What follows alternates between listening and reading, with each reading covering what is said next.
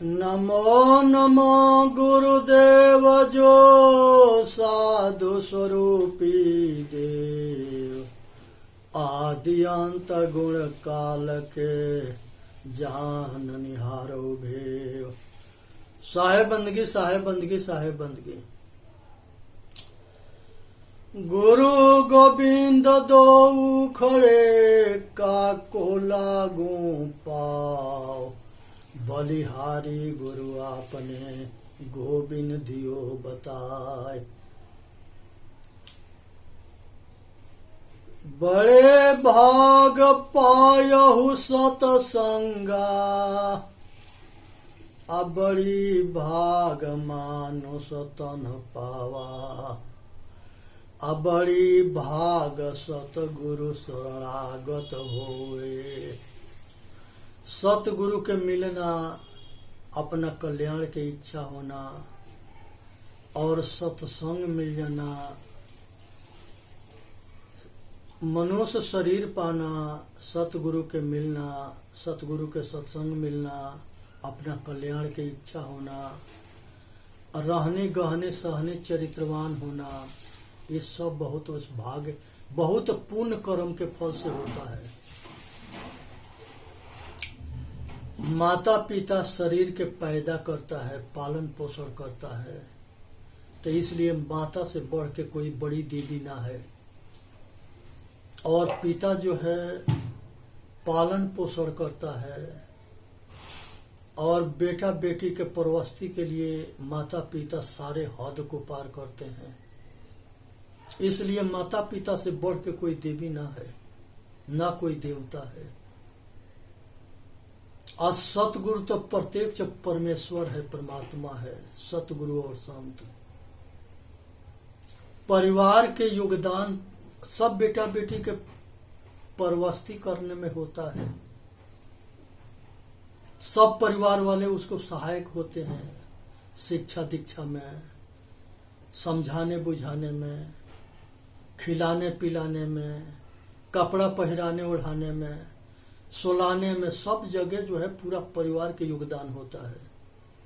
इसलिए परिवार के सभी सदस्य देवी देवता है। ऐसा हकीकत है, परिवार ही देवी देवता है। कोई आदमी अपने बेटी के बड़ा करके अपना दामाद के सौंप देता है, तो रिश्तेदार जो है जिन्हें अपना माता पिता के अपने बेटा के प्रति हमदर्दी होता है, वैसे जो है ससुराल वाले सास ससुर के भी जो है अपने दामाद के प्रति अब बेटी के प्रति हमदर्दी होता है। खून के रिश्ता खून से जुड़ता है। इसलिए रिश्तेदार जो है वो भी हमारे देवी देवता है। जो जैसे हैं उनके उचित उनके सम्मान होना चाहिए, आदर होना चाहिए, उनके मर्यादा के पालन करना चाहिए, अपने कर्तव्य के पालन करना चाहिए। अनुशासन देश को महान बनाता है। उसके बाद से जो है परिवार के देवी देवता है, रिश्तेदार सब देवी देवता है, और समाज में बड़े बूढ़े सभी समाज के लोग सभी के हितैषी होते हैं। कोई नहीं चाहता है कि समाज के अंदर बुराई फैले। सब समाज के हितैषी होते हैं। कुछ शैतान होते हैं जो विद्रोह करते हैं और वो समाज के खराब करते हैं, लेकिन ज्यादातर लोग जो है समाज के रक्षक होते हैं, भक्षक नहीं। संसार में धर्मात्मा होता है, वो धर्मात्मा जो है हमेशा धर्म के काम करता है। धर्म करत में होखे हान तबो न छूटे धर्म के बान। धर्म के काम जो करता है उसके बहुत हानि भी होता है, बहुत कटु वचन भी लोग कहते हैं, लेकिन सबको सहन करता है। इसी के नाम सहनी है। आय अपने आचरण के ठीक रखना यही रहनी है। और सतगुरु के बताए हुए उपदेश के मान लेना ये ग्रहण है, रहनी सहनी गहनी है। और स्वाध्याय करके चरित्रवान हो जाना, अपना कल्याण के लिए तैयार होना है। तो परमारथ के कारण साधुन धरा शरीर, ये परमारथ करने के लिए साधु होते हैं, धर्मात्मा होते हैं। संत होते हैं जो सारे कामना वासना राग द्वेष से ऊपर उठ जाते हैं, वो शांत होते हैं, उनको संत कहते हैं। साधु उसे कहते हैं जो साधना करता है। ये सब जो है देवता है, देवी है, परमात्मा है, और यही देव जोनी है। और ऋषि वो कहते हैं जो रिसर्च करता है कल्याण क्या चीज है, और कल्याण में बाधक क्या चीज है, और साधक क्या चीज है। तो वो कल्याणकारी साधना करता है और वही समाज को बताता है। तो वो रिसर्च करता है तो वो ऋषि है, और मनन करता है वो मुनि है। अच्छे चीज को मनन करता है, अपने चरित्र में उतारता है और समाज को बताता है, ये मुनि है। महर्षि महान चरित्रवान को कहा गया है। जैसे महर्षि दयानंद सरस्वती थे, महर्षि जो है रमण महर्षि थे, ये महापुरुष हैं। महापुरुष उसे कहते हैं जिसको महान आचरण हो, चरित्रवान हो, आचरणशील हो, रहने गहने संपन्न हो, लोकहित में काम करता हो। परमेश्वर श्रेष्ठ आत्मा को कहते हैं। परम मतलब श्रेष्ठ, परम के मतलब श्रेष्ठ है, परमेश्वर कहो चाहे परमात्मा कहो। देवी उसे कहते हैं जो समाज के कल्याण के मार्ग में योगदान दे। जैसे सती अनसुईया थी, जैसे लक्ष्मी गौरी सरस्वती थी, बहुत हमारे ऋषि पत्नियां हुई है। जिस तरह से ऋषि गुरुकुल चलाते थे तो वो जो है विद्यार्थियों के खाना पकाना, कपड़ा लाता, सब कुछ की व्यवस्था करती थी। तो ऋषियों से कम हमारे ऋषि माताओं के भी योगदान कम नहीं था, और सब आत्मज्ञानी थी। कुछ मूर्ख कहते हैं कि औरत के वेद नहीं पढ़ सकती, छोटे लोग वेद नहीं पढ़ सकते, अगर पढ़ेंगे तो उनके जीभ काट ले, सुनेंगे तो उनके कान में शीशा गला के डाल दे। इस तरह के कुल प्रतिबंध था, ये मूर्खन के था। हमारे वेद में बहुत ऋषि माताएं हैं, गार्गी है, भारती है, बहुत ऋषि हमारे जो है वेद में उनके मंत्र है जो ऋषि पत्नी है। तो इसलिए जो है महापुरुषों के जैसे महादेवी हुई है, तो हमारे पूर्वज में हमारे माताएं और हमारे ऋषियों के इतिहास बहुत उज्जवल है। इन्हीं लोगों के ज्ञान के प्रभाव से भारत विश्व गुरु था, और वो ज्ञान आत्मज्ञान है। उसको देवी देवता कहते हैं। नारी है तो देवी है, और पुरुष है तो देवता है। ईश्वर के मतलब होता है ही मने अपना, और स्वर मने श्वासा। अपने श्वासा जब तक आस तब तक ले, जब तक श्वास चलता है तब तक आस है। श्वास गया खेल खत्म। ये चीज समझने की जरूरत है। लेकिन इसमें सब चेतन आत्मा रूपी परमात्मा है। आता है तो जीवन मिलता है, और जाता है तो जीवन समाप्त होता है। इसी को जानने की जरूरत है। जो इसको जान लिया वो सब कुछ जान लिया, और जो इसको ना जाना वो कुछ भी ना जाना। साक्षी के मतलब होता है कि ये तीनों काल में रहने वाला चेतन आत्मा है। इसके आदि अंत न है, अनादि पुरुष है। ये प्रकृति और पुरुष ये अनादि है।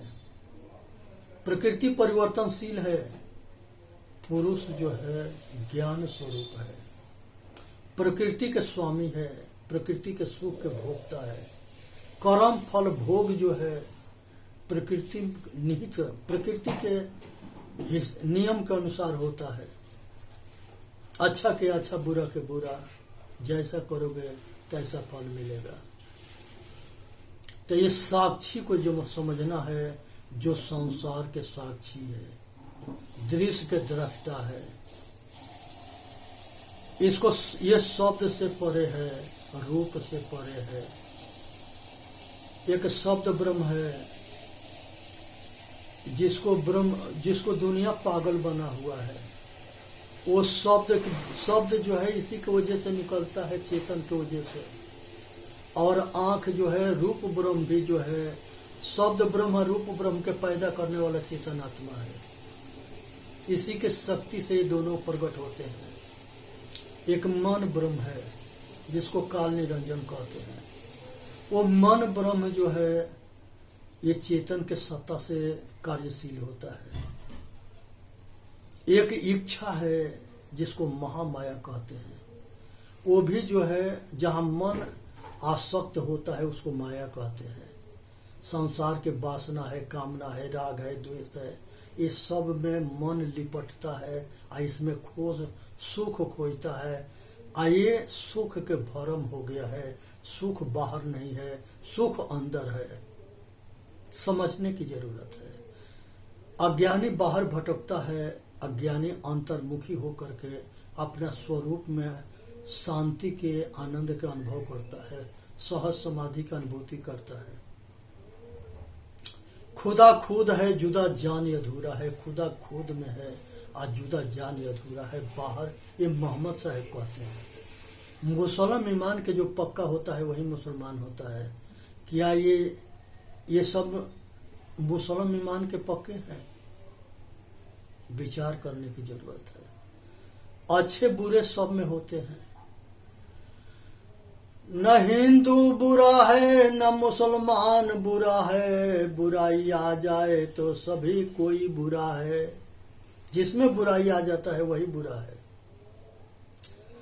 मंदिर तोड़ो, मस्जिद तोड़ो, यही खुदा के खसबा है। किसी यार के दिल नहीं तोड़ो, यही खुदा के रकबा है। मनुष्य के बनाया हुआ मंदिर है, मस्जिद है, गिरजाघर है, गुरुद्वारा है। इसमें इल्झो मत, फंसो मत। लेकिन जो सबके घट घट में जो रमने वाला राम है, उसका बनाया हुआ जो मंदिर है शरीर, इससे धोखा मत करो। धोखा दोगे धोखा खाओगे। और दुनिया की कोई ताकत ना है कि बचा ले। इसलिए सावधान होकर के अपना कल्याण करने की जरूरत है। इसी में मानव जाति के हित है।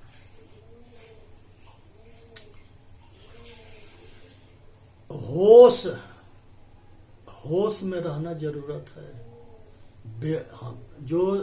जो होश में होता है वही देवता होता है, और जो बेहोश होता है वो दानव होता है। इंसान और शैतान, ये दोनों से जो ऊपर उठता है वो भगवान होता है। जागृत के मतलब कि जागरूक रहो। अगर तन को जागरूकता में कमी हुई तो ये काम, क्रोध, मद, लोभ, अहंकार ये पतन कर देंगे। इसलिए जागरूक रहो, दुर्गुण से सावधान रहो, होश में रहो, बेहोश मत होना। ज्ञान स्वरूपस्थ होने की कोशिश करो। अपने के जानो, अपने के मानो, अपने के एहसास करो। जब दिल में लागी काई तो दरस कहां से पाई। शरीर एक रथ है, और र से राम, म से माया, ए से आईना, न से निहारना, ये रामायण है। ये शरीर के ऊपर है। अपने आप को अपने हृदय रूपी शीशा में देखो, निहारो। अगर उसमें मैल रहेगा तो दिखाई ना देगा। इसलिए सहज समाधि बली, संतो सहज समाधि बली। सहज समाधि का मतलब होता है कि जीते जी मुक्त हो जा बंधन से, कामना वासना राग द्वेष तृष्णा से। सब घट मेरा साइया सुनी सीज न कोय। सब घट में हमारे जैसे चेतन आत्मा है, अखंड है, हमारे जैसे दुख सुख को जानता है, तो हम उसको भी दुख सुख के समझ करके किसी के दुखी ना करें। आज दुनिया में नरसंहार होता है आत्मज्ञान के अभाव के वजह से। लाखों व्यास जो है प्रवचन कर रहे हैं, लेकिन पैसा कमाने के लिए। प्रवचन के मतलब होता है कि निस्वार्थ भाव से कहो, लोक हित में काम करो, लेकिन नहीं। शिव के नचाएंगे, कृष्ण के नचाएंगे, चोर चुढ़ारे बेविचार बनाएंगे कि लड़कियों के कपड़ा लेके पेड़ पर चला जाता है, चोर है, दही चुराता है, पता न क्या क्या देवताओं के छवि खराब करते हैं। शिव के गजेड़ी भंगेड़ी बना देंगे, नचाएंगे। क्या शिव ऐसे ही थे? गुरुकुल चलाते थे, संजीवनी विद्या देते थे। ऐसे कृष्ण महापुरुष थे, महान योगी थे। तो ये हमारे महापुरुषों के चरित्र पर कीचड़ उछाड़ना है, इस बात को समझने की जरूरत है। कृष्ण के 3 पत्नी थी, सत्य भामा और रुक्मिणी अजामवंती। वो राधा के चक्कर में क्यों पड़े? उनके पुत्र प्रद्युम्न थे, राजा थे, उनके भाई बलिराम थे, उनके माता पिता सब थे। तो इसलिए उनके छवि खराब किया गया है, मिलावटबाजी हुई है सभी ग्रंथ में। जो मनुष्य के हित में है उसे मान लेना, जो मनुष्य के अहित में है उसे नहीं मानना। मोह के क्षय हो जाने के नाम मोक्ष है। संसार में ममता, ये हमारी पत्नी है, पुत्र है, परिवार है, रिश्तेदार है, नाता गोता है, सखा सहेली है, ये सब के ममता के टूट जाना। औरत के गुलाम, दौलत के गुलाम, विद्या के गुलाम, ये सब गुलामी से मुक्त होने के नाम है मोह के क्षय हो जाना, मोक्ष है। सारे बंधन को छोड़ देना, ये मुक्ति है। केवल के मतलब होता है कि शेष रह जाना, केवल शेष रह जाना। निर्वाण के मतलब होता है निर्णय करने वाला शेष रह जाए, निर्णय करता रह जाए, दृष्टा रह जा, साक्षी भाव रह जाए, होश रह जाए, जागरूकता रह जाए। जन्म मरण के चक्कर से छूट जाना, ये संसार के सबसे बड़ा काम है, जिसके लिए मनुष्य जन्म मरण के मनुष्य जन्म में आया है। लेकिन किस आज यहाँ बहुत मिलेंगे 90% जो जानते न हैं कि जन्म मरण के से कैसे छूटेंगे, क्योंकि उनके आगे खुराक कुछ और है। रास लीला है, बाजार है माया के, उसी में भुला गए, कहाँ से कल्याण करेंगे। माया महा ठगनी हम जाने, तिरगुण फांस लिए कर डोले, बोले मधुरी बानी। ब्रह्मा के ब्रह्माणी होके, शिव के भवन भवानी, केशव के कमला हुई बैठी, तीरथ हो में पानी। सब जगह जो है अटके भटके पड़े हैं। यहाँ तक जो है मनुष्य जोनी देव जोनी है। देवी देवता जितने पैदा हुए सब मनुष्य थे, मनुष्य हैं और आगे मनुष्य रहेंगे। इसके ऊपर कोई जोनी ना है। आज संसार में सभी माता पिता से पैदा हुए, जैसे सभी के पैदाइश हुई है। इसमें 4 खानी है। आज चारों खानी के जीव के दुख के समझ करके और उसके सेवा करना, ये देवी देवता के काम है। मन ये पशु पक्षी कीड़ा मकोड़ा ये सब के देवी, ये भगवान कौन है, दे परमात्मा कौन है, मनुष्य है। चाहे तो उसको रक्षा करे, पालन पोषण करे, चाहे पकड़ करके भोजन बना ले। लेकिन दोनों कर्म के कर्म फल अलग अलग होगा। ये विचार ना होने की वजह से मनुष्य पाप करता है। जो विचारशील हो जाता है वो धर्म करता है, रक्षा करता है, पालन पोषण करता है। दोनों तरह के आदमी मिलेंगे, रक्षक भी और भक्षक भी। अब ये देखना है कि हम रक्षक हैं कि भक्षक हैं। हम अब आगे भी हमको देखना है कि हम कहाँ से आए हैं, कहाँ किस लिए आए हैं और कहाँ जाना है और क्या करने आए हैं। कहाँ से आए हैं? पीछे के जोनी से आए हैं। क्या करने आए हैं? जन्म मरण के चक्कर के छुड़ाने के लिए आए हैं। क्या कर रहे हैं? माया में लिपटे पड़े हैं, अंधे बन गए हैं, अज्ञान बन गए हैं और मजा ले रहे हैं, आनंद ले रहे हैं और मूर्ख बन रहे हैं। ये कर रहे हैं। करना क्या है? आत्मज्ञान के पाके साधन करके जन्म मरण के चक्कर से छूटना है, मोक्ष होना है। जियत नाही तरे तो मुए का तरी हो, जो जियत नाही तरे।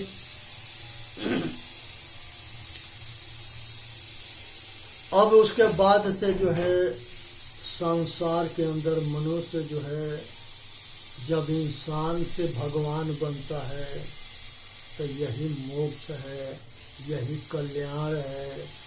एक पेड़ है, उस पर दो पक्षी बैठे हैं, एक अशांत है और एक शांत है। तो जो आत्मज्ञानी साधक होता है वो शांति के मार्ग पर चलता है और जो अज्ञानी होता है वो अशांत रहता है, बेचैन रहता है और वो माया में लिपटा हुआ होता है।